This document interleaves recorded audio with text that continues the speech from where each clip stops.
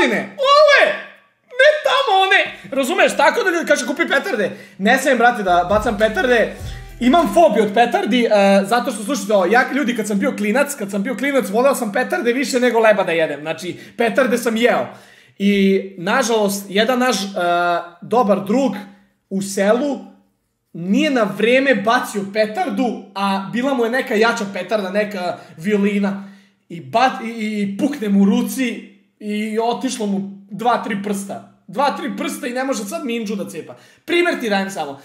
Tako da, nažalost, od tada imam fobiju za petarde, tako da ljudi, molim vas, pazite se sa petardama, nije zebancija, ako već bacate petarde, kupujte kvalitetne i baci odmah. Ti kad ga zapališ, bacaj! Nemoj ti da glumiš muda, nemoj da glumiš kao ja je držim, kao ja sam mudanja.